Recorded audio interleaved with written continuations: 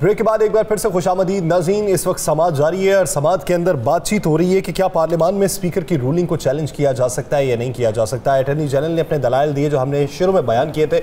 इस पर फरहाद अली शाह साहब की राय ले लेते हैं। फरहाद अली शाह साहब, कानूनी नुक्ता नज़र में दलील क्या है कि पार्लियामेंट की जो कार्रवाई है वो चैलेंज कब हो सकती है और किन हालात में हो सकती है। दूसरी बात ये हो रही है कि आर्टिकल 55 के तहत अक्सरियत का फैसला माना जाता है, तो अक्सरियत किसे कहें? वो अक्सरियत जो 342 का ऐवान है वो अक्सरियत होगी या उस दिन जो हाजिर होंगे उनमें से अक्सरियत का दायरा कार मुख्तस किया जाएगा? देखिए, सबसे बड़ी बात यह है, आपके सवाल के दो हिस्से हैं। पहला हिस्सा स्पीकर की रूलिंग के हवाले से। देखिए, स्पीकर की रूलिंग जो ना क्वेश्चन आपका है, लेकिन मैं ये कहता हूँ कि प्रेजेंट सिनेरियो के अंदर ये चैलेंज नहीं हुआ, बल्कि ये सुओ मोटो पार्स जो है, सुओ मोटो एक्शन टेकअप किया अगस्त सुप्रीम कोर्ट ने, और उस हवाले से प्रोसीडिंग्स हैं वो अभी चल रही हैं और पेंडिंग हैं, जिस पे दलाइल दिए जा रहे हैं। और क्योंकि उन्होंने नेसेसिटी पार्टी तस्वर करते हुए तमाम स्टेक होल्डर्स को जो है उन्हें मौका दिया, नोटिस किया और सबको थ्रू रिप्रेजेंटेशन जो है वो अपने दलाइल मुकम्मल करने का ऑडियंस का राइट दिया है।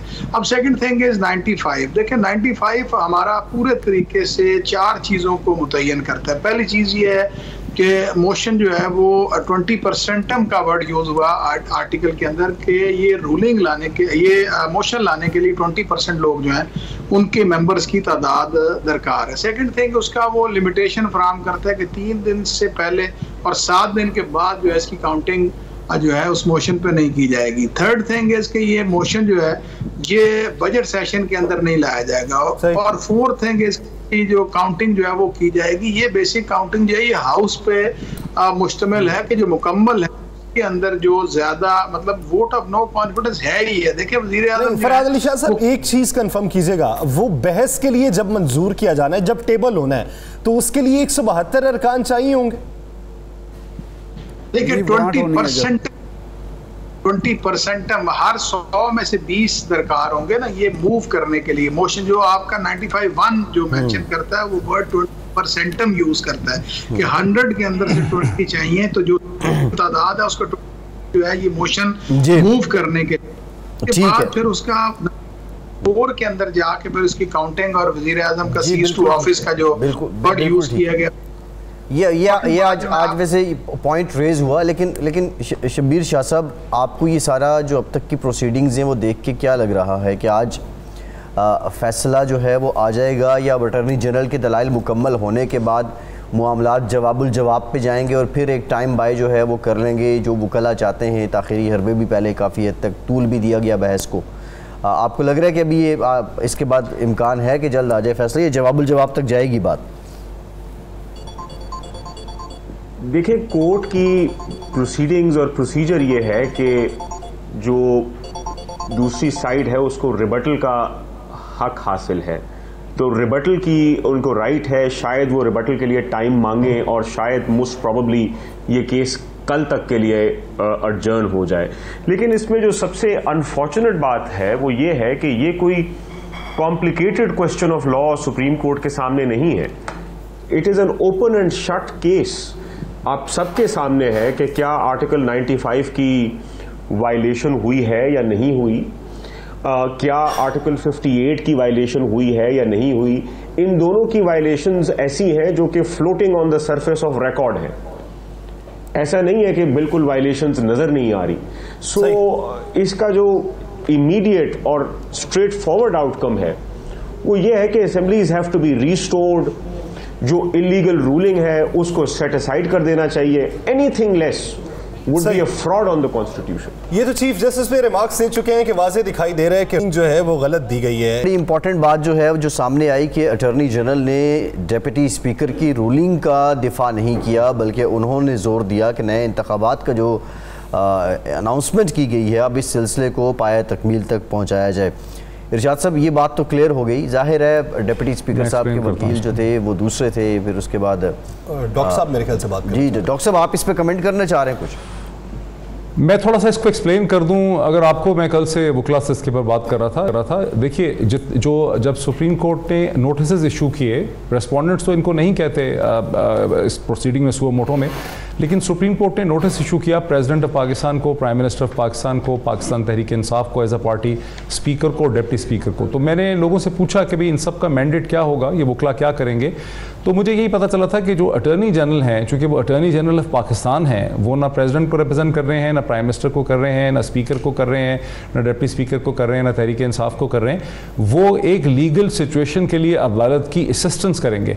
तो वो लीगल मामला में उनको बता रहे हैं, ये उनका यानी था ही नहीं काम, उनका रोल आज ये था ही नहीं कि वो 69 को या डिप्टी स्पीकर के एक्शन को जो है वजाहत करेंगे। ये बात पहले ही क्लियर है, इसमें कोई अचंभे की, कोई हैरानगी की बात हमें नहीं होनी चाहिए। वो काम था नईम बुखारी साहब का। हाँ, लेकिन इस बिल्कुल सही कह रहे हैं। इसमें अटॉर्नी जनरल के हवाले से अगर मुझे कुछ कहने की इजाज़त दें कि उन्होंने इससे पहले ही 1-2 टॉक शोज़ में अपने इंटरव्यूज़ के दौरान जो उनकी राय है वो काफ़ी वजाहत के साथ आ चुकी है। जो आज उन्होंने कहा है कि वो डिप्टी स्पीकर के इस इक़दाम को या इस रूलिंग को डिफेंड नहीं करेंगे। इससे अलावा भी जिस बात पे हुकूमत शोर मचा रही थी पहले कि कॉन्स्टिट्यूशन की खिलाफ वर्जी हुई है, मुनहरिफ अराकीन को लेकर भी उन्होंने एक बहुत वाज़े पैगाम दिया, और वो बिल्कुल उस पैगाम से हटके था जो पाकिस्तान तहरीक इंसाफ की हुकूमत कहती आई है। और वो ये था कि उन्होंने कहा कि मुनहरिफ अराकीन को वोट कास्ट करने का हक है और उनका वोट काउंट होगा।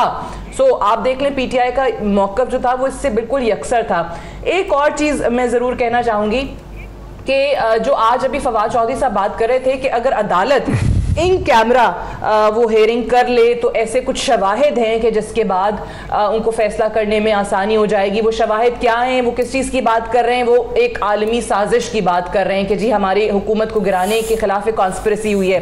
लेकिन आप आज देखें अदालत ने सवाल क्या उठाया कि क्या डिप्टी स्पीकर ने, जिसने आर्टिकल 5 इन्वोक किया उस वक्त और एक रूलिंग जारी कर दी, क्या उन्होंने वो एविडेंसेस देखे हैं? आपका आइन तो ये कहता है ना कि अगर ऐसी चीज है जिसकी बुनियाद पे वो तहरीक अदम एतमाद मुस्तरद कर रहे हैं या रूलिंग दे रहा है स्पीकर, तो अपना माइंड अप्लाई करता है। तो वहां पे आज अदालत की तरफ से रिमार्क्स आए कि ऐसे लगा कि उन्होंने लिखा हुआ पढ़ के सुना दिया। बिकॉज़ ये मैं बात अगर जब से हमारी ट्रांसमिशन शुरू हुई तो मैं डे 1 से बात कर रही हूँ कि वहां फवाद चौधरी साहब ने जो पढ़ा उसके चंद सेकंड्स के बाद कासिम सूरी साहब ने डिप्टी स्पीकर सामने रूलिंग जारी कर दी। तो वहां पे डिप्टी स्पीकर ने अपना माइंड अप्लाई नहीं किया। आज चीफ जस्टिस के रिमार्क्स भी यही थे कि ऐसा ही लग रहा था कि जैसे उन्होंने पढ़ा हुआ जो उनके सामने पेश किया गया था। तो ये तो वजीर आजम कह चुके थे सरप्राइज दूंगा, तो जब पहले ही वो तय कर चुके थे, पहले ही बात डिसाइडेड थी कि आज क्या होना है, और डिप्टी स्पीकर ने खुद शवाहिद भी नहीं देखे। इस वजह से फिर उसका भी अंदाजा लगाया जा रहा है। इरशाद साहब, यही बात की जा रही है कि बात ये हो रही है कि वो दौरानिया देखना है कि रूलिंग देने के बाद दौरानिया क्या है, असम्बली तहलील होने का, उस पर भी बात हो रही है। आप मेरे ख्याल से इस पे बिल्कुल जो बात जो फैसला अदलिया ने, अदालत उज़्मा ने करना है, उस पर मैं कोई बात नहीं कर रहा, मैं पहले भी नहीं कर रहा। हम तो उस दौर के साफ़ी हैं जब अदालती दौरान समाअत कोई बात नहीं की जाती थी, सब जुडिस समझा जाता। मैं उस बात पे कर रहा हूँ जो सादिया साहब ने फिर दोहराई है कि उन्होंने अपना नाम नहीं पढ़ा और असद कैसर का नाम, वो एक ऑर्डर था, फरमान, उन्होंने लफ्ज़ कहा फरमान, कि असम्बली को गैर मुअय्यना मुद्दत के लिए मुलतवी करने का जो ऑर्डर था स्पीकर का, वो उन्होंने पढ़ के सुनाया। मैं पहले दिन ये बात कही थी कि जब सदर असम्बली को बुलाता है तो सदर ही उसको गैर मुअय्यना मुद्दत के लिए मुलतवी करता है, और जब रेक्विजिशन पे स्पीकर इजलास बुलाता है तो स्पीकर ही उसको मुलतवी करता है। और आप दोबारा ये रिकॉर्डिंग जो है उस दिन की सूरी साहब की, वो फरमान, उन्हें लफ्ज़ फरमान बोला, फिर वो पढ़ा पूरा और नीचे कहा स्पीकर असद कैसर, वो इजलास को मुलतवी नहीं कर सकते थे। जजेस साहिबान ने वहाँ पर पूछा है कि कासिम सूरी साहब, नहीं, उनको गलतफहमी हो सकती है। देखे ना, उन्होंने तो जो जज साहिबान को गलतफहमी हो सकती है, वो भी इंसान है। मैं जो बात कर रहा हूँ रिकॉर्ड की बात है, वो चला दें, क्लिप चला दें, सूरी साहब को पता चल जाएगा कि वहाँ क्या हुआ है। इसमें मुलतवी हुआ है इजलास। लेकिन ये जो क्वेश्चन सादिया साहिबा ने उठाया है कि क्या स्पीकर साहब ने खुद वो शवाहिद देखे जिसकी बेस पे उन्होंने इसको साजिश समझ के रूलिंग दी, जिसकी बुनियाद पे उन्होंने वो रूलिंग दी, जिसकी बुनियाद पे उन्होंने आर्टिकल 5 में वो किया है कि ये बड़ा पर्टिनेंट है। ये बात नहीं देखे, ये आज अदालत में सवाल हुआ है। बिल्कुल, ये शब्बीर शाह साहब के पास हम जाते हैं। शब्बीर शाह साहब, ये बताइएगा कि जो रूलिंग स्पीकर साहब ने दी, और ये सवाल भी बनता है, ये अदालत में भी आज मामला ज़ेर बहस आया है, इस पर भी बात हुई है कि स्पीकर साहब ने अगर वो प्रूफ खुद नहीं देखे और उसकी बेस पे वो मोशन को रिजेक्ट कर देते हैं, तो उनकी इंटेंशन क्या है और उनकी इंटेंशन को डिफाइन कैसे किया जा सकता है? देखिए सर, मैं आपको एक बात अर्ज कर लूं कि इस वक्त आप रिमार्क्स देख रहे होंगे, कोर्ट इस बात से काफ़ी आगे जा चुकी है कि स्पीकर की रूलिंग कोर्ट के टेंटेटिव असेसमेंट में और व्यू में नज़र आ रहा है कि वो गलत है, वो रॉन्ग है। उसको डिफेंड इस वक्त अटॉर्नी जनरल साहब भी नहीं कर रहे। बट एक बात बड़ी ज़रूरी है, वो ये है कि आर्टिकल 5 ऑफ द कॉन्स्टिट्यूशन वो कोई सेल्फ एग्जीक्यूटरी प्रोविजन नहीं है। ऐसा नहीं है कि कोई भी इंसान उठा के आर्टिकल 5 ऑफ द कॉन्स्टिट्यूशन किसी भी सिचुएशन पे अप्लाई कर दे। फॉर एग्जांपल आप समझें कि कल honourable supreme court of Pakistan जो भी फैसला देती है, क्या ये मेरे ऊपर या आपके ऊपर होगा कि हम जी कट गया जी शाह साहब, आपकी आवाज़ आ रही है? शाह साहब से हमारा राब्ता मुनक़ता हो गया।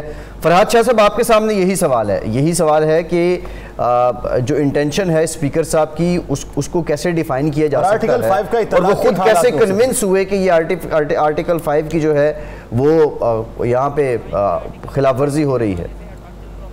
देखें, अब आप सर्टन इवेंट्स को अगर देखें, ये तो बात वाज़ेह हो चुकी है कि मैलाफाइडी पे बेस करती हुई ये रूलिंग है। उसकी वजह ये है कि एक दिन पहले प्राइम मिनिस्टर की तरफ से ये बात एड्रेस की गई कि जी हम कोई सरप्राइज़ देने वाले हैं, और सरप्राइज़ इस किस्म का होगा कि जो अपोजिशन जो है वो चौंक के रह जाएगी। और उसी सीक्वेंस के अंदर एक दिन पहले फवाद चौधरी साहब को लॉ मिनिस्टर बनाया गया, और लॉ मिनिस्टर ने बड़ी तेज़ी में आके आर्टिकल 5 जो कि जर्नल सीक्वेंस का आर्टिकल है, उस आर्टिकल को पढ़ा, और उसके फौरन बाद स्पीकर ने जो है वो अपनी रूलिंग दे दी। देखिए, ये कोई हमारा कॉन्स्टिट्यूशन जो है कोई ऐसा नहीं है कि जो ओरल फॉर्म में है या कस्टम्स पे बेस करता है इंग्लैंड की तरह। हमारा कॉन्स्टिट्यूशन रिटन फॉर्म के अंदर है, और आर्टिकल 5 अगर आप देखें तो वो एक जनरल क्लाज है जो हर सिटीजन पर मैंडेटरीली अप्लाई करती है कि आप लॉयल होंगे स्टेट के साथ, आप लॉयल होंगे आइन के साथ, कानून की और आइन की पासदारी करेंगे। लेकिन अब इस बात को आप इंटरलिंक कर रहे हैं 95 आर्टिकल के साथ। तो अगर आप इसको इंटरलिंक कर भी रहे हैं, तो जितने दिन से प्राइम मिनिस्टर के पास ये बात आई हुई थी और खत वाला मामला था, तो प्राइम मिनिस्टर को चाहिए था कि इसके ऊपर वो कोई ना कोई ऐसी इंक्वायरी इनिशिएट करवाते, या फेडरल गवर्नमेंट तो बिल्कुल जुडिशल कमीशन जो है उसको मुकर्रर कर सकती है। इंक्वायरीज एक्ट के तहत जो है वो अपना इसमें जुडिशल कमीशन बना सकते थे, वो इंक्वायर करवा सकते थे। और सबसे बड़ी बात यह है कि अगर हाउस के अंदर भी एक चीज अगर for the sake of argument law minister की तरफ से लाई गई थी, तो वो दूसरी पार्टी को मौका देते। देखिए, पार्लियामेंट जो है वो वन साइडेड तो लेजिस्लेशन कर ठीक है डॉक्टर साहब, अब जो हुकूमती तो नहीं, पीटीआई के जो लोग हैं वो कह रहे हैं कि जुडिशल कमीशन इस पे बन जाना चाहिए। तो उस वक्त भी तो ये कर सकते थे, उस वक्त भी तो डॉक्टर साहब ये हुकूमत ये इनिशिएट कर सकती थी। तो अब क्या अमर माने हैं और तब क्या अमर माने नहीं था कि उस वक्त नहीं किया गया? नहीं, किस वक्त जुडिशल कमीशन बना सकते थे? मैं नहीं समझा आपकी बात की, किस स्टेज पे जुडिशल कमीशन बना सकते थे? डॉक्टर साहब, ये जो इससे पहले जब ये हुकूमत में थे, जब पीटीआई की हुकूमत थी उस वक्त, अब तो ये कह रहे हैं ना जुडिशल कमीशन जो है वो बनना चाहिए इस पर। देखिए, एक जुडिशल कमीशन की जब फवाद चौधरी साहब को उस वक्त लॉ मिनिस्टर बनाया गया, तो उन्होंने एक इसकी कमीशन ऑफ इंक्वायरी बनाने की एक सजेशन जो है वो भेजी थी पार्लियामेंट को कि इसके ऊपर एक पार्लियामेंट्री कमीशन जो है ना चाहिए। अब वो जुडिशल कमीशन बन सकता था। अच्छा, उसके अलावा एक ख़त लिखा गया था चीफ जस्टिस ऑफ पाकिस्तान को इसी हवाले से, जो डिस्पैच है डोनाल्ड लू का, इस हवाले से उनको कहा गया था कि इसके ऊपर जो है अदालत जो है इसको एग्जामिन करे। लेकिन उस वक्त अदालत में ख्याल रजिस्ट्रार के लेवल पे उसका जवाब दे दिया गया था कि ये पार्लियामेंट के अंदर इन चीज़ों को देखा जा सकता है, और उसमें आर्टिकल 69 को अदालत ने कोट किया था। तो एक वाकई ऐसी कॉरस्पॉन्डेंस हुई है बिटवीन द देन गवर्नमेंट 3 अप्रैल से पहले एंड बिटवीन सुप्रीम कोर्ट। उसमें सुप्रीम कोर्ट का इस्तेदाल बड़ा क्लियर था कि इसको आर्टिकल 69 की मौजूदगी में इसको पार्लियामेंट ही देख सकती है, इसको हम इसमें नहीं पढ़ना चाहते। वो भी आप थोड़ा सा सर्च करेंगे गूगल में तो आपको मिल जाएगा। इस वक्त शायद याद नहीं लोगों को। 2 केस गए, अजहर सिद्दीक साहब भी गए थे, और वो उन्होंने रिजेक्ट कर दिया कि नहीं जनाब, हमारा ये दायरा कार नहीं है, हम नहीं कर सकते। अभी दोबारा जो है ना मुतालबा पीटीआई के कैंप से यही हो रहा है जुडिशल कमीशन का। एक ब्रेक लेते हैं, ब्रेक के बाद वापस आते हैं तो गुफ्तगू का सिलसिला यहीं से जोड़ेंगे। हमारे साथ रहिए।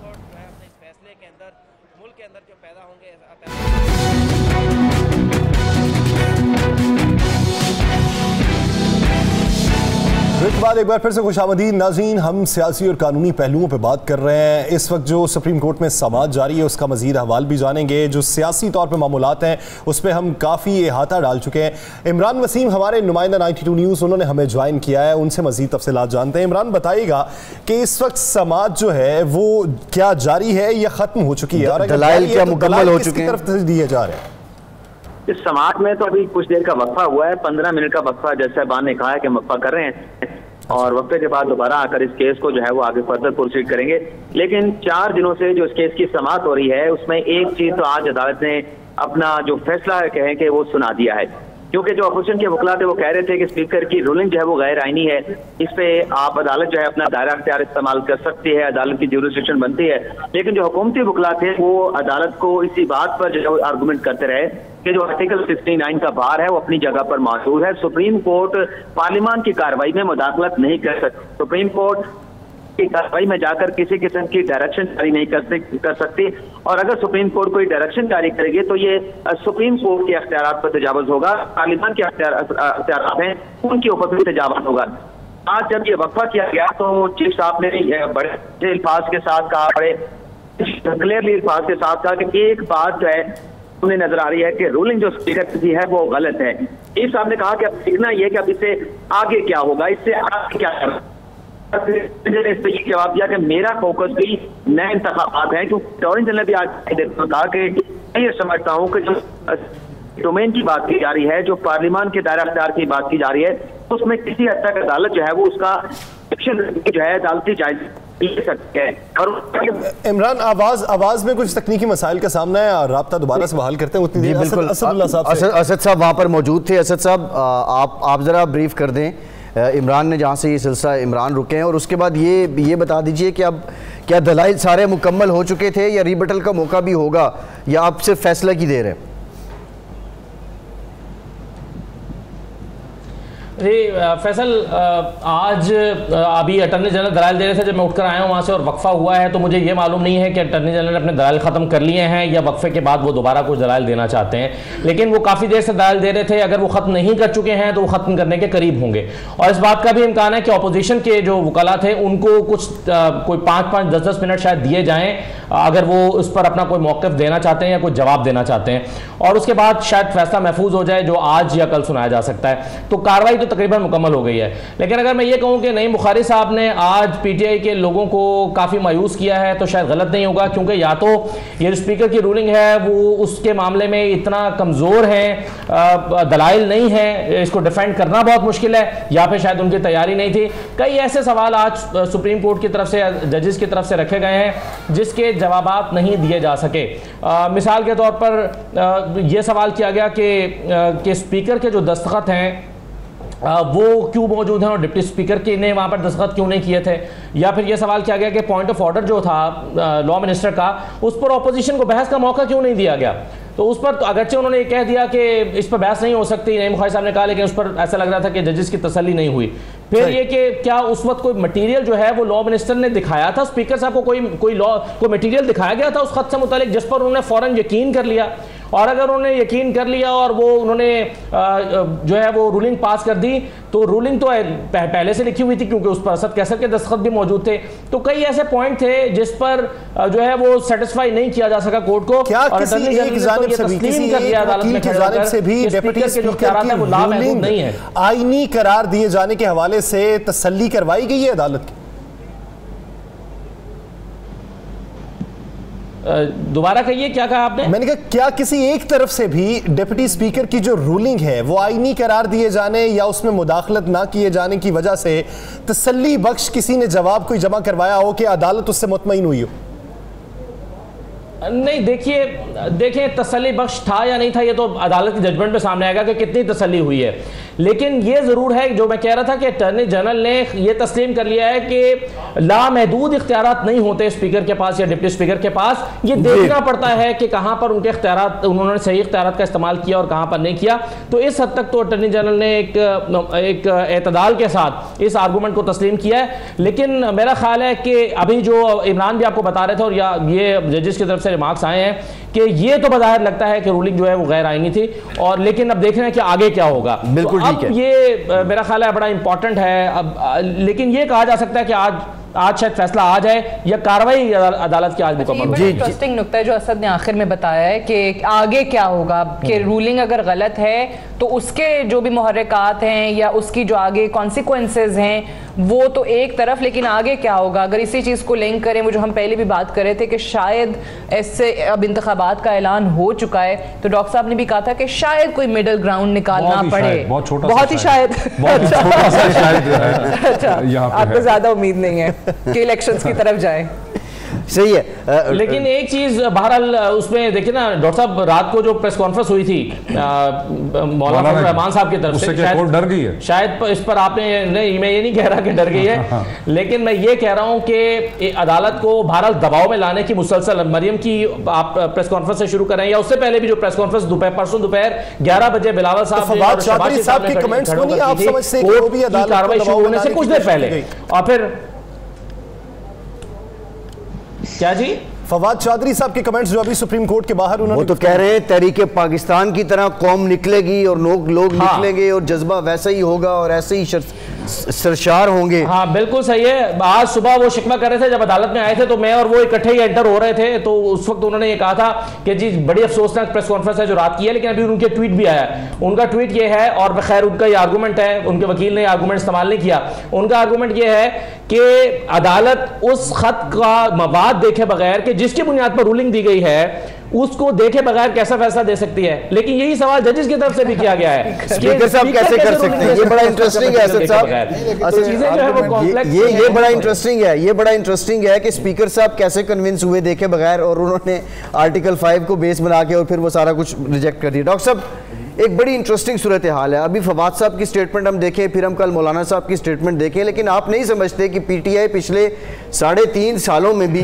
ग्राउंड के अंदर खेलने से ज्यादा वो स्टैंड्स और गैलरीज के साथ ज्यादा प्ले करती रही है, और जो ग्राउंड के हालात थे वो कुछ माड़े ही रहे, कभी विकेट खराब हो गई, कभी किसी ने कैच छोड़ दिया, किसी ने बॉल मिस कर दी, किसी ने लेफ्ट कर दिया, उस पर फोकस खान साहब का भी कम रहा और गैलरी और स्टैंड पे ज्यादा रहा। आप समझते हैं ऐसा ही है? देखिए खान साहब की तो खैर बहुत सी गलतियां हैं, उनको ब्लंडर्स भी आप कह सकते हैं। एक तो बहुत बड़ी खान साहब के जहन में गलती ये है जो ये समझते हैं कि पाकिस्तान के अंदर आवाम जो हैं वो मैटर करते हैं, आवाम सड़कों पे निकल आएंगे, आवाम किसी के साथ खड़े होंगे तो शायद उससे सिस्टम बहुत ज़्यादा मुतासर होता है। पाकिस्तान जैसे ममालिक में आवाम मैटर नहीं करते। अब ऑफ कोर्स ये बड़ा एक पोलिटिकली इनकरेक्ट स्टेटमेंट है। यहाँ अदालत के अंदर तो 3 किस्म की स्ट्रेटजीज थी। एक पहलू तो ये था कि जब आप स्पीकर के एक्शंस को देखते हैं, जिस तरह से, जिस सूरत से, जिस तेज़ी से स्पीकर ने एक्शन किया, उसके बाद प्राइम मिनिस्टर की तकरीर आ गई, फिर असेंबलीज डिसॉल्व हो गई, जाहिर है उसके अंदर एक स्क्रिप्ट का एलिमेंट जो है वो बड़े वाज़ेह तौर पे नज़र आता है। और अगर अदालत जब चाहे और उस स्क्रिप्ट को देखे तो फिर अदालत के पास बड़ा मवाद है और वकला उसको डिफेंड नहीं कर सकते। दूसरी तरफ रिलायंस जो थी, पीटीआई के वकील वकला की, हुकूमत की साइड से जो प्रेजेंट हुए हैं, वो ये थी कि आर्टिकल 69 की मौजूदगी में आप पार्लियामेंट के अंदर की प्रोसीडिंग्स को एग्जामिन नहीं कर सकते, उसे चैलेंज नहीं कर सकते। और इसके साथ उनका डिफेंस ये था कि अगर आप उसको चैलेंज करेंगे, सपोज आप बिलफर्ज ये कहते हैं कि आप आर्टिकल 69 के बियॉन्ड जाएंगे, फायरवॉल को क्रॉस करेंगे, तो फिर कम से कम आपको वो एविडेंस देखनी चाहिए जिसकी बेसिस पे हुकूमत ने ये रेकमेंड किया और स्पीकर ने ये एक्शन किया। अब अदालत जो है वो ये तो चाह रही है कि वो आर्टिकल 69 को नजरअंदाज करके प्रोसीडिंग को कंप्लीट करने दें, लेकिन दूसरी तरफ अदालत उस एक एविडेंस को, सब बड़ा इंपॉर्टेंट पॉइंट है, वो आप मुझे जज ना बन जाए सुप्रीम कोर्ट के, मुझे बात मुकम्मल करने दें। सुप्रीम कोर्ट भी यही कर रही है, वो अपनी मकसद के सवालात इस वक्त रेस कर रही है और अपनी मकसद के जवाबात वहां से हासिल कर रही है। जब आपको नईम बुखारी बहुत नालायक बन के वहां नजर आते हैं तो उसकी बुनियादी वजह यह कि जो सवालात फ्रेम किए जा रहे हैं वो खालिस्तान टेक्निकल नौइयत के हैं। सुप्रीम कोर्ट उस एविडेंस को देखना ही नहीं चाह रही है। सुप्रीम कोर्ट जो है वो उन तमाम 4-6 पीसेस ऑफ एविडेंस को नहीं देखना चाह रही जो कॉन्स्टिट्यूट करते हैं डिप्टी स्पीकर के एक्शन को। सुप्रीम कोर्ट महज एक लिमिटेड टेक्निकल और कॉन्स्टिट्यूशनल लेंस से चीज को देख रही है, उसी को मीडिया दिखा रहा है। अगर वो उसी सूरत से देखेंगे तो उनको अब 5 मिनट वेट नहीं करना चाहिए, फौरी तौर पर उनको स्पीकर की रूलिंग को गलत करार देकर असेंबलीज की रेस्टोरेशन की तरफ जाना चाहिए। अगर वो ब्रॉडर पिक्चर को देखेंगे फिर जाहिर उनको सोचना पड़ेगा कि भाई स्पीकर के जो एक्शंस हैं उसका कोई जवाब बनता है या नहीं बनता। सुप्रीम कोर्ट दूसरी चीज में नहीं जा रही है। अब तीसरी चीज है कि इंप्लीकेशंस इसकी क्या होंगी पॉलिटिकल, वो भी हम देख लेते हैं कि इंप्लीकेशंस तो बड़ी खतरनाक होगी पाकिस्तान की इकोनॉमी के लिए। जी कुछ पैसे आपके बैंक में इस वक्त पड़े हैं वो एक मिनट के हिसाब से उनकी वैल्यू कम हो रही। जी डॉक्टर साहब, मेरा जो सवाल था ना, मैं हुकूमत के पॉइंट ऑफ व्यू से बात कर रहा था कि बतौर हुकूमत जो है वो पीटीआई ने ग्राउंड से ज़्यादा शायद स्टैंड्स के साथ ज़्यादा प्ले किया। बहरहाल आपने इसको बड़ा अच्छा वो एलेबरेट कर दिया जो सारा कुछ हो रहा है। फरहाद अली शाह साहब, क्या हुकूमत इस लेटर को बतौर सबूत पेश नहीं कर सकती थी अदालत में? देखिए, बात सिर्फ ये है कि लेटर जो है उसको बिल्कुल पेश किया जाता है। मैं समझता हूँ कि इस वक्त जो सुमो मोटो प्रोसीडिंग्स हो रही हैं, अगर ये सिंपल फॉर्म के अंदर अपने डॉक्यूमेंट्स के साथ इसको प्लेस ऑन कर दें और बिल्कुल ऑनरेबल बेंच जो है इसको पैरूज भी कर सकता है और डिस्पेंसेशन ऑफ जस्टिस के लिए इसको देखा जा सकता है, क्योंकि जिस रूलिंग को इस वक्त सब्जेक्ट मैटर है, जो सब्जेक्ट किया जा रहा है या जिस पे सारी प्रोसीडिंग हो रही है, अगर वो बेस करती है। और फिर सबसे बड़ी इंपॉर्टेंट बात जो मैं समझता हूँ कि जो अभी हमारे सामने आ रही, ऑनरेबल बेंच ने भी इस पॉइंट को उठाया कि स्पीकर को इतनी जल्दबाजी क्या थी, क्योंकि देखें दोनों तरफ की राय लेना या अपोजिशन का भी मौक़िफ़ सुनना, और देखें ग्रेट कंसर्न ये था कि इनका बैठ के जो भी मामला था उसको डिस्कस कर दिया जाता और दोनों पार्टीज, वो हुकूमत के बेंचेस भी और अपोजिशन बेंचेस भी, दोनों इसके ऊपर अपना डिस्कस करते और डिस्कशन करने के बाद चाहे स्पीकर उस पर कोई रूलिंग दे देते तो कम अज़ कम मौक़िफ़ दोनों पार्टीज का आ जाता और ताकि इस किस्म की सिचुएशन ना बनती जिसे आज हम फेस कर रहे हैं। और मैं समझता हूँ कि इस वक्त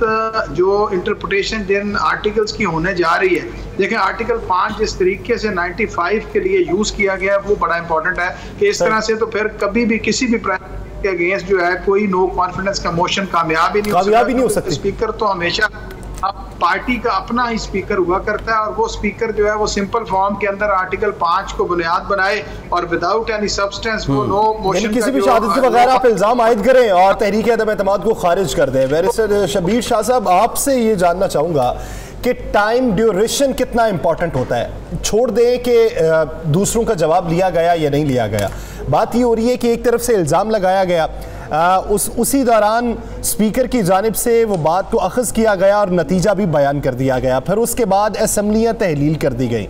अब ये जो टाइम ड्यूरेशन है, क्या ये मैटर करता है कानून की नज़र में या नहीं करता? देखिए सर, मैं आपको ये बताऊं इसमें कि मुईद पीरजादा साहब ने बड़ा एक रेलेवेंट क्वेश्चन किया है, उसका जवाब लेना बड़ा ज़रूरी है कि क्या सुप्रीम कोर्ट इस क्वेश्चन में एविडेंस में जा सकती है या नहीं। ये सवाल जो है ये सिर्फ जुरिस्डिक्शन का है। सही। स्पीकर के पास जुरिस्डिक्शन है कि जब रेजोल्यूशन पास हो जाए 95(1) के तहत तो 95(2) ऑटोमेटिकली किक्स इनटू सर्विस। 95(2) ये कहता है कि जब रेजोल्यूशन पास हो जाए उस पे वोट होना आईनी मैंडेट है, एक कमांड है, उसको स्पीकर किसी भी रीजन की वजह से रोक नहीं सकता इनफरादी तौर पे। ये क्वेश्चन सुप्रीम कोर्ट ने देखना है। इसमें अगर सुप्रीम कोर्ट ये डिसाइड करती है तो उसे मंजूर करने से पहले रोका जा सकता था। एब्सोल्युटली, उससे पहले भी रोका जा सकता था, ये एक अलग क्वेश्चन है। लेकिन 95(1) जब मुकम्मल हो गया, 95(2) ऑटोमेटिकली किक्स इनटू सर्विस। इसके बाद अब जो इंपॉर्टेंट क्वेश्चन है सर वो ये है कि अनकॉन्स्टिट्यूशनैलिटी तो बज़ाहिर नजर आ रही है आर्टिकल 58 की और 95 की। इसका इफेक्ट क्या होगा जो सुप्रीम कोर्ट इस वक्त कंसिडर कर रही है कि क्या हम इस अनकॉन्स्टिट्यूशनैलिटी को कंडोन करें या फिर इसको सेट असाइड करें। अगर आप हिस्ट्री देखें तो हमारे पास 2 एग्जाम्पल्स मौजूद हैं। 89 में जब असेंबली डिसॉल्व हुई थी और फिर 93 में जब असेंबली डिसॉल्व हुई थी, प्रेसिडेंट का power article 58(2) of the constitution use करके 88 की बात उस वक्त प्रेसिडेंट के पास ये 1989 की जजमेंट है। जी। सो उस वक्त सर, उस वक्त आर्टिकल 58(2) प्रेसिडेंट के पास मौजूद था जो कि स्पेसिफिक पावर प्रेसिडेंट का था। इस वक्त ऐसा कोई पावर प्रेसिडेंट के पास मौजूद नहीं है।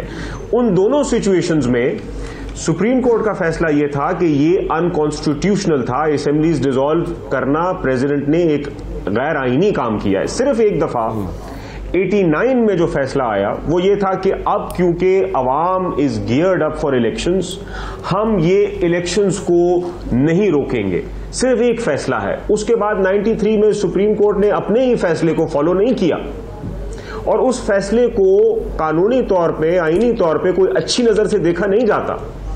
तो इस वक्त अगर इस अनकॉन्स्टिट्यूशनैलिटी को सुप्रीम कोर्ट कंडोन करेगी, that will not be appreciated but with utmost respect. Irshad Ahmad Arif साहब की तरफ बढ़ेंगे। इरशाद साहब, चीफ जस्टिस साहब ने रिमार्क्स दिए हैं कि हमें पता है कि इस वक्त पाकिस्तान में पैसे की डिवैल्यूएशन जो हो रही है, मुल्क इस वक्त सियासी मुआशी दगरगूं सूरत हाल का शिकार हो चुका है। आप क्या समझते हैं, फैसला आ जाए कि रूलिंग नहीं वापस हुई या फैसला आ जाए कि रूलिंग वापस होगी, ये दोनों सूरतों में आप पाकिस्तान के अंदर सियासी और मुआशी सूरत हाल। लेकिन इरशाद साहब, मेरा इससे इम्पॉर्टेंट सवाल ये है कि दोनों सूरतों में जाहिर है कुछ ना कुछ तो होगा, लेकिन ये दिगरगूं जो हालात मईशत के हो चुके हैं, देख हम ये रहे हैं कि प्रैक्टिकल हुकूमत कोई नहीं है, इसका तदारुक क्या होगा? इसका तदारुक से पहले हमें सोचना चाहिए कि कब से सूरत हाल, जिस दिन से अदम एतमाद की तहरीक पेश हुई है उस दिन से डॉलर गिरना शुरू हुआ है और मुसलसल गिरता चला जा रहा है, क्योंकि कोई पैसे की वैल्यू सर गिरना शुरू हुआ है। पैसे की वैल्यू गिरना शुरू हुई है और डॉलर चढ़ना शुरू हुआ है।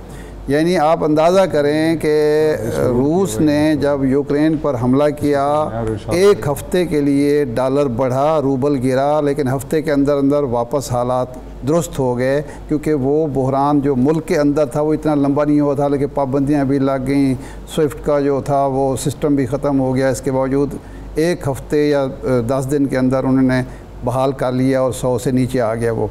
लेकिन हमारे यहाँ एक प्रोसेस है, 1 महीने से चल रहा है और जिसके नतीजे में मईशत भी तबाह हो गई है, किसी दफ्तर में कोई काम नहीं कर रहा।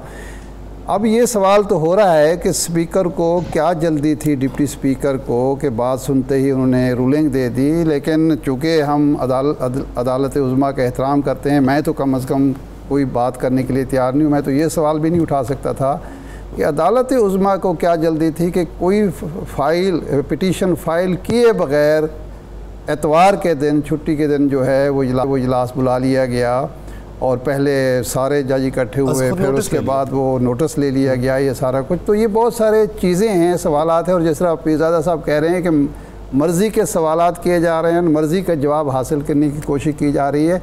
आखिर जो बुनियाद बनी उस रूलिंग की, उस मवाद को अगर डिप्टी स्पीकर ने नहीं देखा तो आप क्यों नहीं देखना चाहते? जब बाबर रहमान साहब ने भी कहा, अटॉर्नी जनरल साहब ने भी कहा, तो इन कैमरा सेशन रखें, 4 घंटे का, 2 घंटे का, सारा मवाद देखें, उसके बाद ये फैसला कर लें। और फिर अपोजिशन लीडर को किस कैपेसिटी में रोस्टम पर बुलाया गया है? क्या वज़ीर आज़म को बुलाया जा रहा है? वज़ीर आज़म को ये मौका दिया जाएगा कि वो रोस्टम पर आके खड़े हों? तो ये बहुत सारी चीज़ें हैं, लेकिन चूँकि ये मेरा दायरा कार नहीं है, दायरा अख्तियार नहीं है इन सवालात को उठाऊँ या बात। खैर इरशाद साहब, ये अब आते हैं आगे, हालात किस तरह बेहतर हो सकते हैं जी। अगर मैं ये फ़र्ज़ कर लेता हूँ कि शहबाज शरीफ साहब वज़ीर आज़म बन जाते हैं और ये सूरत हाल सारी जो है उनकी मर्ज़ी के मुताबिक आदम एतमाद कामयाब हो जाती है, वज़ीर आज़म 6 पार्टीज, आपका ख्याल है 6 पार्टियों की, 7 पार्टियों की, वैसे तो 10 6 और 7 पार्टीज की सपोर्ट जी हाँ, असम्बली होगी और ये सारे लोटे और इत्तेहादी भी होंगे, के लोग साथ में लाए थे, इत्तेहादी में लाए थे, वो किधर जाएंगे? वो भी सारे होंगे। तो उसके बाद क्या इमरान खान साहब को आप जेल में डाल देंगे कि ताकि मुल्क के अंदर इस्तेहकाम लाएँ, सियासी इस्तेहकाम लाएँ? अगर तो ये मनसूबा है तो फिर ठीक है, आ सकता है। अगर उसने फिर वही काम शुरू कर देना है जो डे 1 से अपोजिशन कर रही है, तो इस्तेहकाम कहाँ से आएगा? इस्तेहकाम आता है एक मुस्तहकम हुकूमत से। जब आप 5 साल के मैंडेट को 3.5 साल में ख़त्म करते हैं, साजिश के ज़रिए, बैरूनी साजिश के ज़रिए, अंदरूनी साजिश के ज़रिए, तो उसके नतीजे में इस्तेहकाम इस मुल्क में नहीं आ सकता। इस्तेहकाम का एक ही तरीका है कि इलेक्शन। अब मामलात मुबहम है, इक़्तिदार जो है अवाम के मुंतखब नुमाइंदों मामलात मुबहम है। ये शहबाज शरीफ साहब अगर वज़ीर आज़म बन भी गए तो उस इत्तेहाद में लेवल ऑफ ब्लैकमेलिंग क्या होगा जी, जो ये इत्तेहाद था खान साहब का, इसमें भी देखें किसी ने मौका जाने नहीं दिया, उनके अपने लोगों ने नहीं जाने दिया, तो बाहर इत्तेहादियों की तो अलग बात है।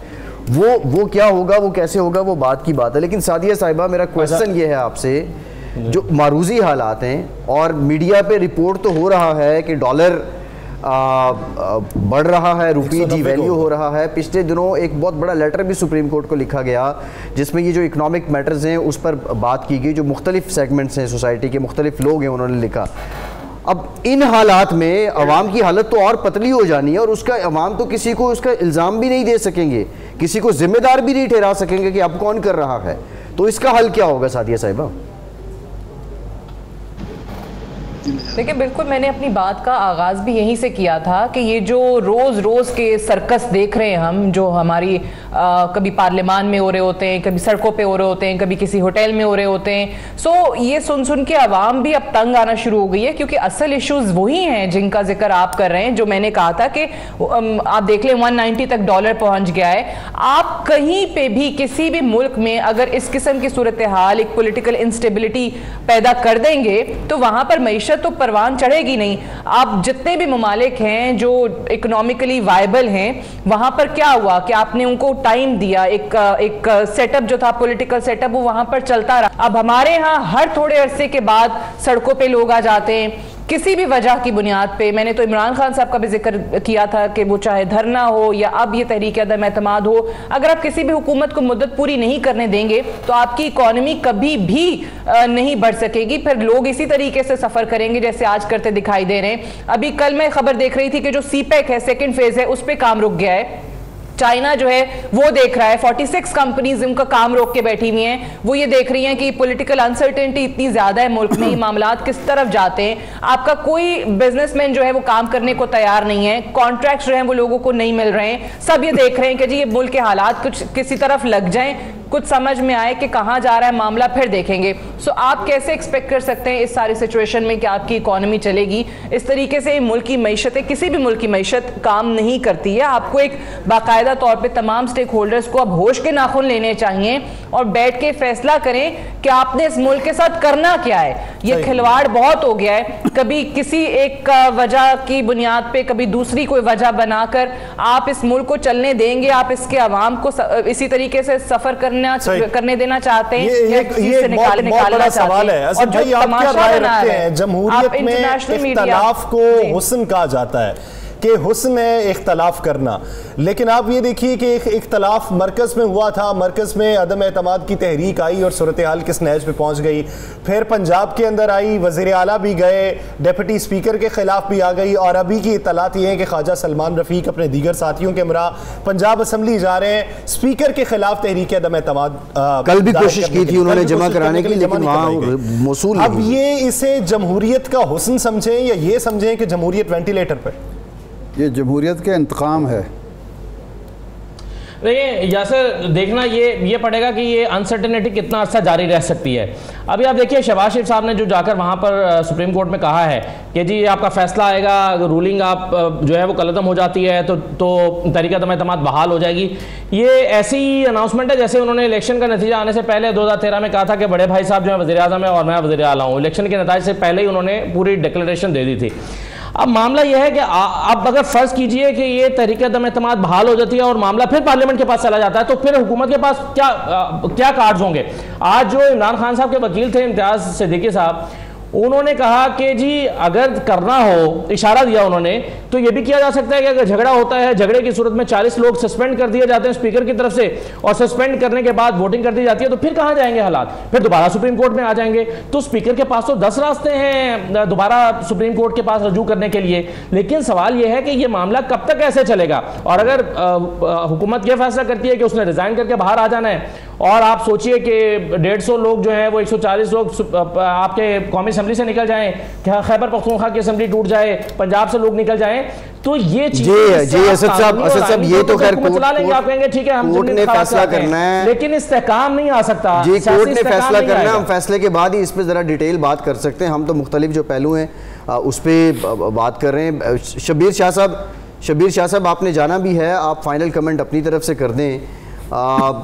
whatsoever the decision would be, आप समझते हैं कि इस्तेहकाम, सियासी इस्तेहकाम की जानिब पेशकदमी होगी बतौर कौम? देखिए, आई एम एक्सट्रीमली होपफुल। इस वक्त आप अगर सुप्रीम कोर्ट के बेंच की कॉम्पोजिशन भी देखें, चीफ जस्टिस उमर अता बंदयाल साहब, जस्टिस मुनीब अख्तर साहब, जस्टिस एजाजुल एहसन साहब, तमाम जजेस काबिल हैं और आइन के लिए कॉन्स्टिट्यूशनल एक्सपर्ट्स हैं। मुनीब साहब की तो आपको मिसाल ही नहीं मिलती। जस्टिस उमर अता बंदयाल साहब की आप बहुत ही चीफ जस्टिस हाई कोर्ट रहे हैं और सुप्रीम कोर्ट में हैं। आई एम वेरी होपफुल कि ये फैसला ऐसा होगा कि असेंबलीज इमीडिएटली रिस्टोर होंगी और स्पीकर की रूलिंग को सेट असाइड किया जाएगा, बिकॉज अनकॉन्स्टिट्यूशनल तो ये है ही।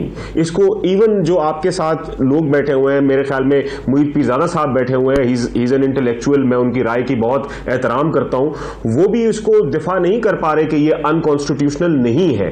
जब एक चीज अनकॉन्स्टिट्यूशनल है तो उसको इस वक्त इस दौर में कंडोन करने की जरूरत क्या है? हाँ, ये जरूर हो सकता है कि अगर कोई नया वजीर आजम मुंतखब होता है वो असेंबली को डिसॉल्व कर सकता है, and that will be the way out. Decision कोई भी हो, इस्तेहकाम एक बड़ी लाजमी शय है, हमें उसकी तरफ जाना होगा, उसके लिए हमें थोड़ा होपफुल रहना चाहिए। बहुत शुक्रिया बैरिस्टर शब्बीर शाह साहब, आपके वक्त का बहुत शुक्रिया, आप हमारे साथ मौजूद। ये सिलसिला अभी जारी है, सुप्रीम कोर्ट पे नज़रें हैं सबकी, और शहबाज शरीफ साहब अब से थोड़ी देर पहले तक रोस्ट्रम पर मौजूद थे, भी मौजूद हैं। उन्होंने ये कहा है कि हमें सिर्फ दुख जो है वो आइन तोड़ने का है। तो जस्टिस जमाल मंदोखेल साहब ने कहा है कि आप फिक्र न करें, आइन की मुरम्मत हम कर देंगे। अभी बात चार्टर ऑफ इकोनॉमी की हो रही है, वो मुअज़्ज़ज़ अदालत का ये कहना है कि आप पहले दिन से इलेक्शन करवाना चाहते थे। तो शहबाज शरीफ साहब ने ये कहा कि हम अब भी ये चाहते हैं कि आप चार्टर ऑफ इकोनॉमी पर दस्तखत करें ताकि मुल्क में इस्तेहकाम आए, मुस्तहकम मईशत हमें देखने को मिले और मुल्क आगे बढ़ सके। राजा आमिर अब्बास साहब इसी बीच हमें ज्वाइन कर चुके हैं। राजा साहब बहुत मशकूर हैं आपके वक्त के। राजा आमिर अब्बास साहब, हम तफसीलन गुफ्तगू कर चुके हैं, मुख्तलिफ कानूनी पहलुओं पर बात हो चुकी है। आप क्या समझते हैं कि मुल्क के अंदर अदम इस्तेहकाम जो मुआशी और सियासी तौर पर इस वक्त पैदा हो चुका है, इसको इस्तेहकाम की जानिब लाना ये अदालत ही फैसला करेगी या इसके लिए हमारे ये जो सो कॉल्ड पॉलिटिशियंस हैं उनको बैठ के फैसला करना चाहिए था और बात अदालत तक ना जाती? देखिए, अब तो बात आ चुकी है अदालत में, ठीक है, और अब फैसला भी करीब आ चुका है। ये मौशी सियासी के साथ साथ ये एक कौमी भी यहाँ पे वो है इशू कि जनाब पूरी कौम इस वक्त परेशान है कि जनाब हमारे मुल्क में जो ये इशू हुआ था, जो खान साहब ने वो खत लहराया था, जो कमेटी ने सिक्योरिटी काउंसिल की कमेटी ने एलानिया जारी किया था, तो उन तमाम चीज़ों को मद्देनजर रखते हुए अब इसका वाहिद रास्ता जो मुझे नज़र आ रहा है वो फ्रेश इलेक्शंस ही हैं। और अभी तक जजमेंट नहीं आई, फैसला नहीं सुनाया गया, तो इसमें ये भी एक पॉसिबिलिटी है कि जनाब वो कहें ठीक है, हमारा वो अनवर सैफुल्लाह वाला केस पड़ा हुआ है, उसमें यही था कि ऑल्दो के रूलिंग गलत थी, लेकिन सिंस वी हैव कम हाजी सैफुल्लाह जी कि इतने क्लोज आ चुके हैं, तो लग ऐसे रहा है कि शायद वही दोबारा रिपीट होगा सिलसिला। सही है। तो राजा आमिर अब्बास साहब, खैर अब देखते हैं खैर डिसीजन आना क्या है, लेकिन हम यही बात कर रहे हैं क्योंकि मैं समझता हूँ इसके अलावा हमारे पास ये कुछ नहीं है कि जनाब आप दोबारा से एक गवर्नमेंट को ले जाएं। देखिए, उसके बाद आप कहें कि जी इलेक्शन फ्रेश इलेक्शंस किसने कराने हैं? जो नई गवर्नमेंट आएगी वो कब कराएगी? 6 माह बाद कराएगी, 8 माह बाद कराएगी, और उनका तो स्टांस ही ये था कि फ्रेश इलेक्शंस हम अपनी मर्जी से कराएं, अपने गवर्नर्स लगाएं, अपने उसके बाद प्रेसिडेंट ने इस्तफसार किया है उनसे कि फर्ज कर लें कि हम बहाल कर देते हैं, असम्बली तहरीक अदम एतमाद कामयाब हो जाती है, तो आप इलेक्शन कब कराएंगे? तो शहबाज शरीफ साहब ने कहा है इलेक्शन में तो 1.5 साल पड़ा। तो मुझे बज़ाहिर लग रहा है कि ये कोर्ट के पास ये अभी ज्यूरिसडिक्शन है, इख्तियार है इन तमाम चीज़ों को, क्योंकि इलेक्टोरल प्रोसेस जो सा है वो ऑलरेडी शुरू हो चुका है, अभी कमेटी से नाम भी मांग लिए गए हैं। तो सुप्रीम कोर्ट कैन से कि जी ठीक है, आप जाइए और अवाम के पास जाके ये तमाम जो आपने मौशी और सियासी और ये दूसरे हैं, लेट द पीपल डिसाइड। और बज़ाहिर लग रहा है कि सुप्रीम कोर्ट के पास ये जो रास्ता है इसी की तरफ वो नज़ीर भी पड़ी हुई है और वो जाते हुए नजर आ रहे हैं। और यही मेरे नज़दीक एक as a law student, as a सियासी स्टूडेंट, यही हल है कि जनाब फ्रेश इलेक्शंस कॉल किए जाए, अवाम के पास दोबारा जाया जाए और फिर अवाम खुद फैसला करे कि जनाब इस मुल्क को हमने किस डायरेक्शन में लेके चलना है, किस मिसा के इकोनॉमी पे चलना है। जी डॉक्टर साहब, अगर मैं फरहाद अली शाह साहब का कमेंट ले लूं फिर आपकी तरफ आ जाऊं। देखिए, आप ले लें उनका कमेंट, लेकिन मुझे चले आप ले लें कमेंट। जी फरहाद अली शाह साहब, राजा आमिर अब्बास साहब जिस तरह बात कर रहे हैं कि हमें नए इंतखाबात की तरफ ही जाना चाहिए, वही एक बेहतरीन हल है, आप क्या राय रखते हैं? मुत्तफिक हैं राजा साहब से? देखिए, मैं राजा साहब की इस बात से मुतमईन नहीं हूँ। उसकी वजह यह है कि एक सिचुएशन जो हमारे कॉन्स्टिट्यूशन से रिलेट करती है कि स्पीकर के हवाले से जो उसके इख्तियारात हैं, मैं समझता हूँ कि जो आर्टिकल इस वक्त अंडर क्वेश्चन है उसकी 110% इंटरप्रिटेशन होना बड़ी जरूरी है। देखें, कल को हमने जो पार्लियामेंटेरियंस है को जापान से इंपोर्ट नहीं करने, इन्हीं लोगों ने आना है। इधर की हुकूमत बन सकती है, दूसरी पार्टी की हुकूमत बन सकती है, लेकिन इनकी स्विफ्ट वर्किंग के लिए और कॉन्स्टिट्यूशन के सारे उस पर अमल करने के लिए मैं समझता हूँ कि ये इस वक्त एक बेहतरीन मौका है कि जिसपे एपेक्स अगर सुप्रीम कोर्ट इसकी इंटरप्रिटेशन करे, और अगर ये अनकॉन्स्टिट्यूशनल है तो ये रिवर्स बैक होना चाहिए। और जिन लोगों ने इस किस्म के हालात बनाए हैं उन लोगों को बिल्कुल चार्जशीट भी करना चाहिए। और आर्टिकल 5 और आर्टिकल 6 जिस तरीके से इंटरप्रेट अपने अपने मकासद के लिए किया जा रहा है, मैं समझता हूँ कि उससे हट के एपेक्स कोर्ट की तरफ से इंटरप्रिटेशन आने, और जो भी जिम्मेदारान लोग हैं उनको पूरे तरीके से चार्जशीट करना चाहिए ताकि आइंदा जिम्मेदारान लोग हैं उन्हें पूरे तरीके से चार्जशीट करना चाहिए। जी डॉक्टर साहब बात कीजिएगा। देखिए, मैं एक इससे थोड़ी सी मुख्तलिफ बात ये करना चाहता हूँ कि जब हम जो ज़्यादा बड़ी हकीकत होती है किसी भी रियासत के अंदर, वो वहाँ का पॉलिटिकल ऑर्डर होता है और वहाँ की पॉलिटिक्स होती है। हम यहाँ पे जो सारी डिस्कशन कर रहे हैं वो बेसिकली सेक्शन और सब सेक्शन और आर्टिकल का आर्टिकल बावन उसकी डिस्कशन कर रहे हैं कि इस तरह से चीज़ें का हल निकलेगा। यहाँ जो प्रैक्टिकल रियलिटी हमारे साथ है, हम उसको भूल गए हैं कि जो बैंक में हमारे पैसे पड़े हुए हैं उसकी वैल्यू में 10% कमी हो गई है अंदाज़न पिछले 30 दिन के अंदर। तमाम हमारा लिए एक बहुत बड़ा क्राइसिस खड़ा हो रहा है। अगर ये गैर यकीनी की पॉलिटिकल सिचुएशन कंटिन्यू करती, शहबाज शरीफ सब तो चाहेंगे कि वो वज़ीर आज़म बन जाए 1.5 साल के लिए, मतलब 70 साल के वो हो गए हैं, उनके CV में ये एडिशन हो जाएगी। लेकिन हम सब जो लोग हैं इस मुल्क के 22 करोड़ लोग हैं, हमारी ज़िंदगियाँ इस वक्त खूंटे से लटकी हुई हैं और उनको फलां आइन की तकरीर से कोई फ़ायदा नहीं हो रहा। हमें हमारे हिसाब से जो बेस्ट पॉसिबल सोल्यूशन है कि वो ये कौम इलेक्शन की तरफ चली जाए फौरी तौर पर, ताकि इस पॉलिटिकल मसले का हल निकले और ये पॉलिटिकल पार्टीज एक फ्रेश मैंडेट लेके आए। मुझे पूरा यकीन है कि इसमें से 50% लोग वापस नहीं आ सकेंगे। जो अभी कुछ साहब यहाँ फरमा रहे थे कि यही लोग वापस आएंगे, ये लोग वापस नहीं आएंगे, बिकॉज यहाँ बहुत बड़ी एक पॉलिटिकल डिबेट हुई है इस मुल्क में कि कौन इस मुल्क को रियासत के साथ कौन खड़ा है और कौन अपने साथ खड़ा है। उसका फैसला अवाम ने करना है। अवाम इस वक्त तैयार है फैसला करने के लिए, और यहाँ पर लगता यह है कि कोशिश की जा रही है कि अवाम को फैसला ना करने दिया जाए, बल्कि सिस्टम के अंदर ताकतवर अशखास और सिस्टम के अंदर पावरफुल एलिमेंट्स जो हैं वो फैसला कर ले। अभी सुप्रीम कोर्ट कहां से मतलब सुप्रीम कोर्ट ने जितनी तेजी से सुओ मोटो नोटिस लिया संडे को, वो भी बड़ा इंटरेस्टिंग था कि एकदम एक जज साहब जो हैं, जो जाहिर है उनके पीछे कोई पब्लिक पावर नहीं है, वो एक खत लिख देते हैं चीफ जस्टिस ऑफ पाकिस्तान को, सारे जज साहिबान उनकी रिहाइशगाह पे इकट्ठे हो जाते हैं, फिर वो सुओ मोटो नोटिस ले लेते हैं प्लेंटिफ के आने से पहले।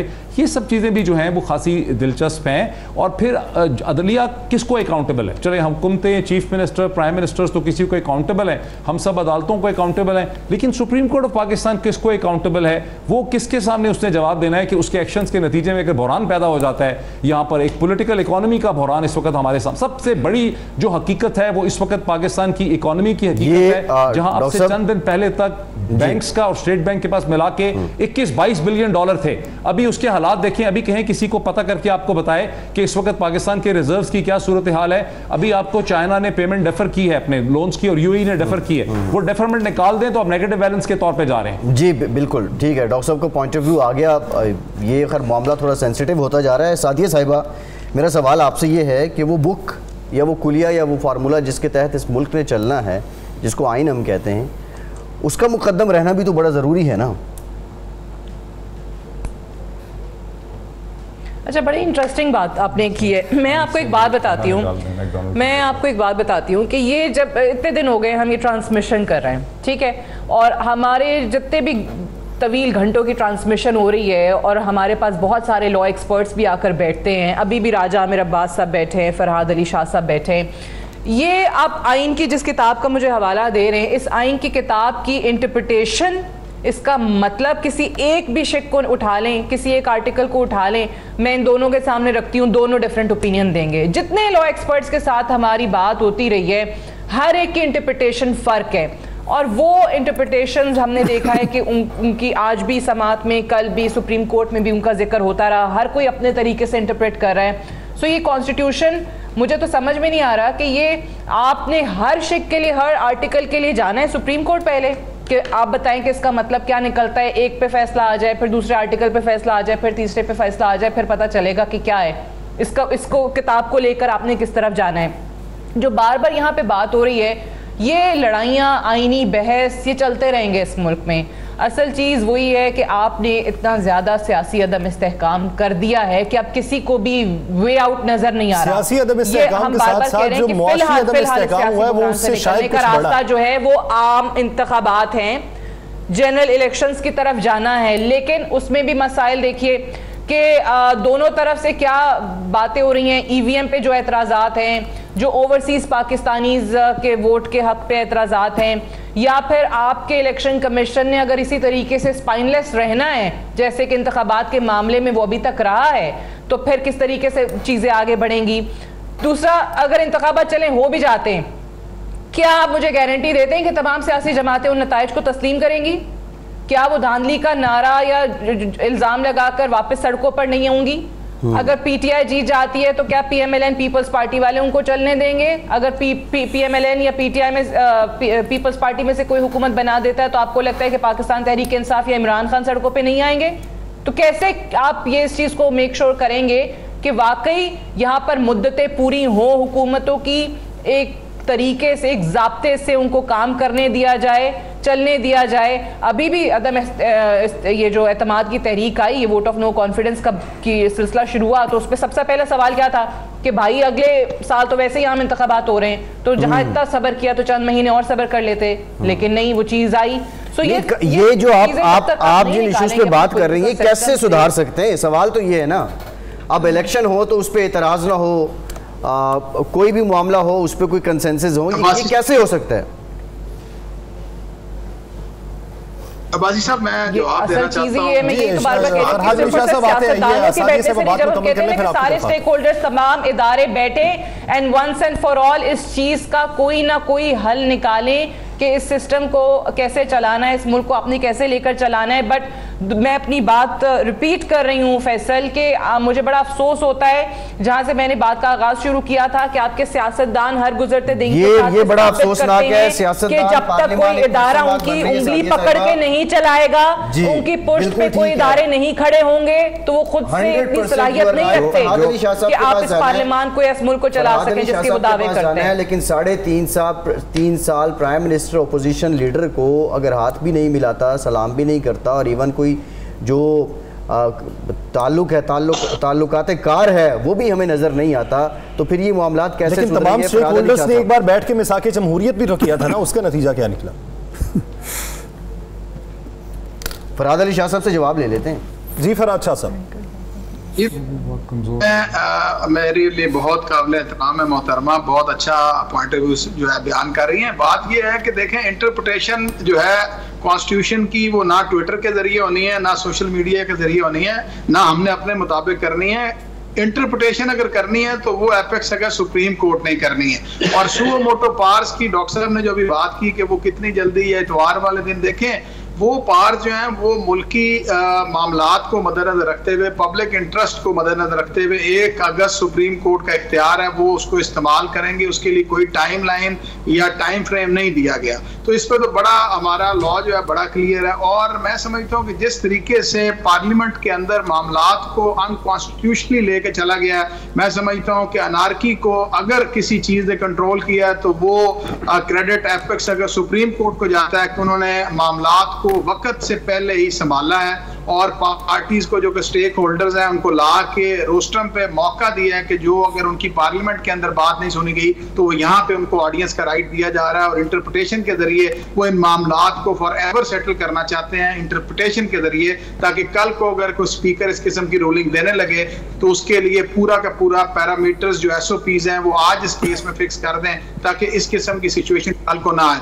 और हमारी आईनी हिस्ट्री अगर आप उठा के देखें तो उसके अंदर जितने भी केसेस हैं, मौलवी तमीजुद्दीन केस से लेके ऑनवर्ड जितनी भी हिस्ट्री है, अगर आप उसको उठा के देखें तो इंटरप्रिटेशन इसी आइन की गई है। और इंटरप्रिटेशन के जरिए ही अगस्त सुप्रीम कोर्ट ने वो फैसला जात किए हैं जो हमारे लिए मसले राह रहे हैं, और उसको हम अपने सामने रखते हुए मामलात का हल करते हैं। लेकिन इस वक्त अगर आप इस्तेकाम की बात करें और आप ये कहें कि एपेक्स कोर्ट जो है वो अपने फैसले को महफूज कर ले या वो इंटरफेरेंस ना करे अपनी, तो ये मैं समझता हूँ कि बहुत बड़ी ज्यादती होगी।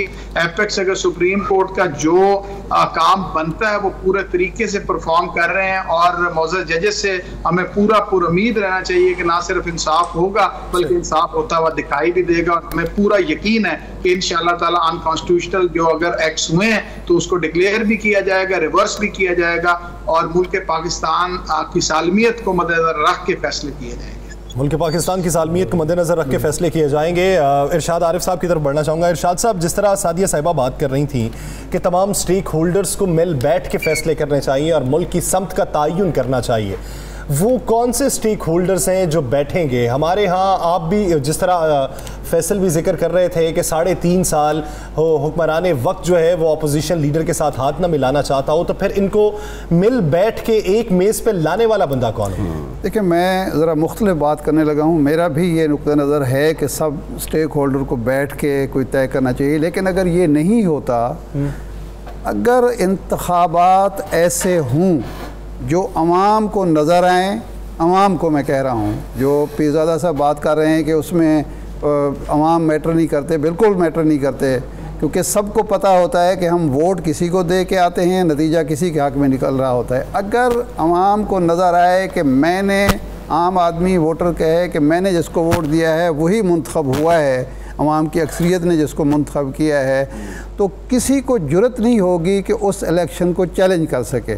जब सबको पता है, सब देख रहे हैं अपनी आँखों से कि 13 के इलेक्शन में डब्बे जब लाए जाते हैं तो उसमें रद्दी का ढेर निकलता है। ये एतजाज़ हसन साहब के हल्के में ऐसा हुआ।